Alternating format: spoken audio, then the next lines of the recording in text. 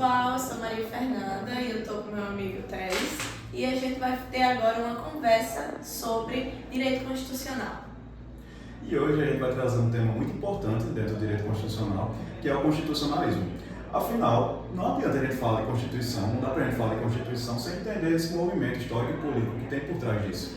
Então prepare o seu caderno para anotar as dicas que a gente vai dar para você finalmente aprender a importância da Constituição e para que ela serve. Bom, agora a gente vai falar um pouco mais sobre o que é o constitucionalismo. A gente vai explicar um pouco mais sobre o que é esse movimento, o que surgiu a partir disso. Dando uma resumida bem geral, o constitucionalismo é uma doutrina política e jurídica que surgiu para limitar o poder dos governantes. Ele surgiu com um objetivo de garantir direitos aos seus cidadãos, a garantir a cidadania em si de toda a população.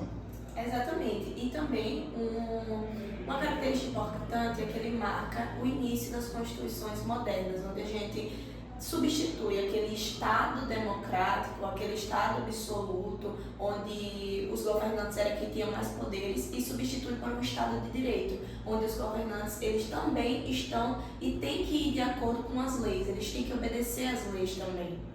Ou seja, ele é o princípio de que o poder ele precisa ter um limite, ele precisa ser limitado. E esses limites eles têm que estar previstos na Constituição, eles têm que estar todos englobados dentro de uma Carta Magna.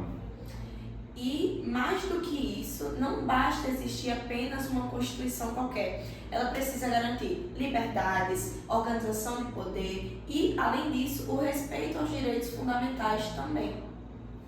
Agora a gente vai falar um pouco mais sobre as características do constitucionalismo, para a gente entender um pouco mais quais são os principais pontos que ele aborda. Exatamente. E começando com a primeira, a supremacia da Constituição, onde a gente vê que a Constituição ela está lá no topo, como se fosse uma pirâmide e a Constituição fosse a parte de cima, a parte mais pontuda, onde todas as outras leis e atos têm que obedecê-los e ir com base nela.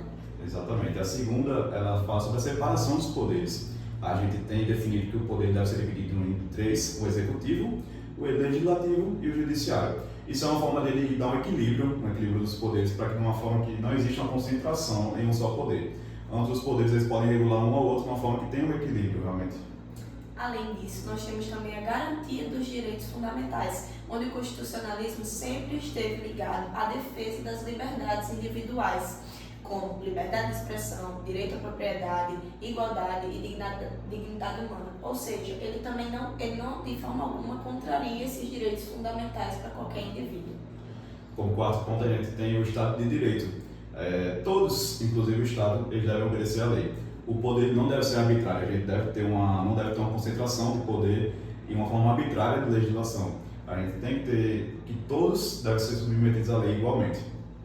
E por último, nós temos a legalidade e controle do poder, onde o exercício do poder só é legítimo quando ele segue as regras previstas, regras que estão previstas na Constituição. Ou seja, foi o que a gente mencionou no início, além dos próprios indivíduos de qualquer país terem que obedecer à Constituição, além disso, o próprio governo também tem que obedecer à Constituição, porque eles também têm que estar diante e seguindo a lei.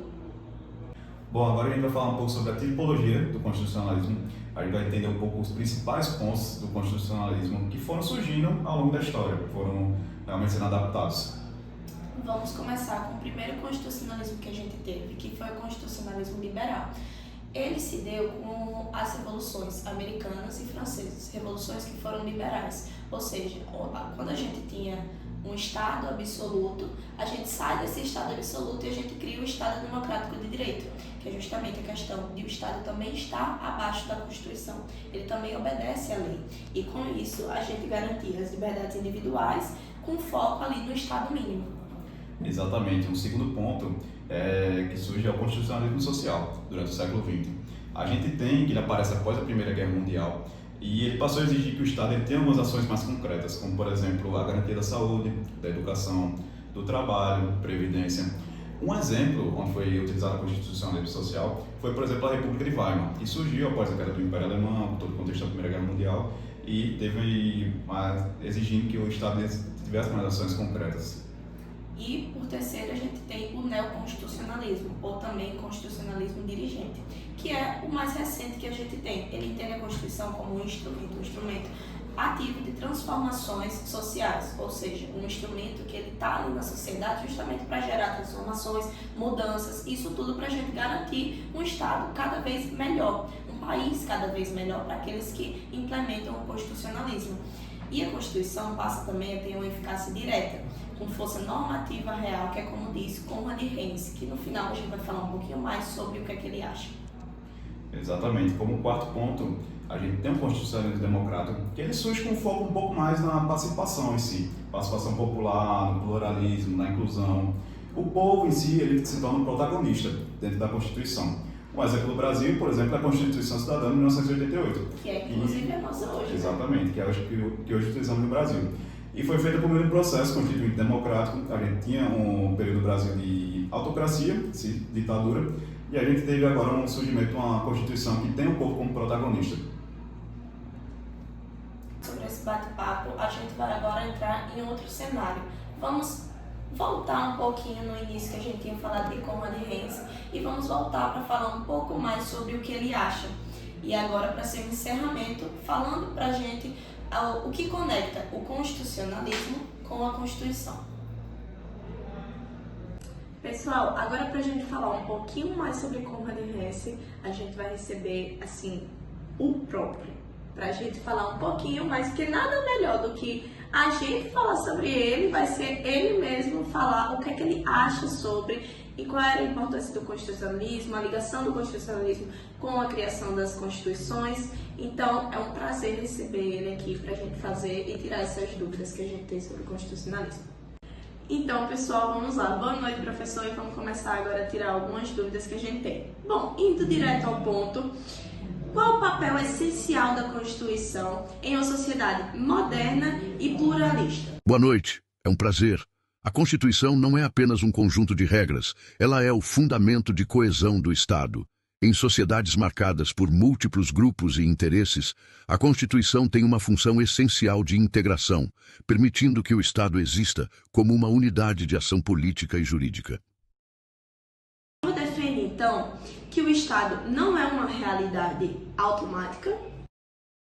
Exato. O Estado precisa ser cultivado e assegurado continuamente, especialmente por meio da Constituição. Quando falta um consenso ou decisão majoritária, é a Constituição que permite a continuidade da ação estatal, oferecendo as bases para decisões legítimas. Sim, verdade. Isso a gente inclusive estudou bastante.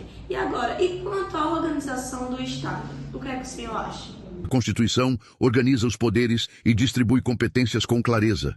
Ela define os limites da atuação de cada órgão e estabelece relações de cooperação, controle e limitação mútua. Assim, evita-se o abuso de poder e promove-se a responsabilidade institucional. Então você acha que o direito precisa ir além da técnica? Sim, o direito não é um fim em si. Ele deve ser moralmente legítimo. O conteúdo das normas precisa refletir valores históricos da humanidade, como os direitos civis e sociais, e precisa estar comprometido com a justiça e com a proteção da pessoa humana. Qual a ligação entre a Constituição e o constitucionalismo? Excelente pergunta. O constitucionalismo é um movimento histórico e filosófico que busca limitar o poder do Estado por meio da Constituição. Ele representa a luta contra o arbítrio, a favor das liberdades, da legalidade e da democracia.